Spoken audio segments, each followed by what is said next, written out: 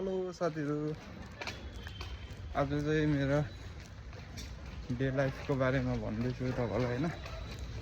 म चाहिँ बिहान उठेर हैन घरको ठामठिम बनाएर काम सकेर आज झन् अब नानी भएकोले गर्दाखेरि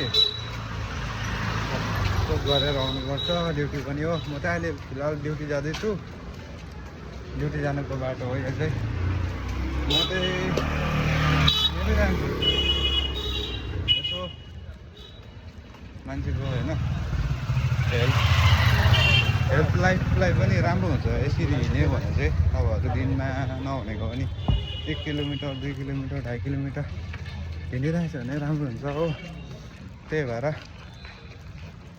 हिँडेर जाने गर्छु। जाँदैछु म।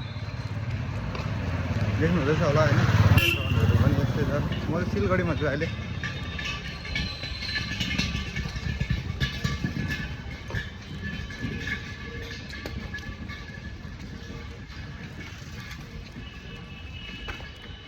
जाँदैछु के भन्नु, जाडो छ तर सिलगढीमा पनि अहिले चाहिँ निकै जाडो चाहिँ चढिसकेको छ।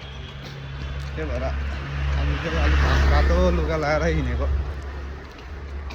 मार्गी लागेको जस्तो भइरहेछ, कस्तो भइरहेछ। त्यही भएर यस्तै हो। अब ड्युटीमा खटाइ हुन्छ। मेरो चाहिँ ड्युटी भन्नु पर्दाखेरि 12 बजीदेखिको हो नि त।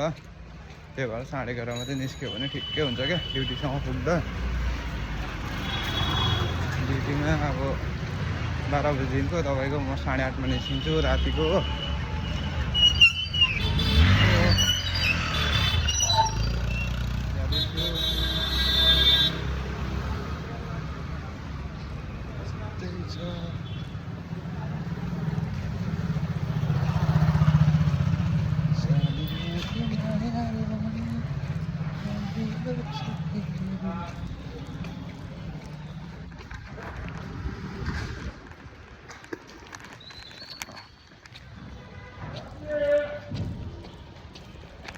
यस्तै छ, जाँदैछु।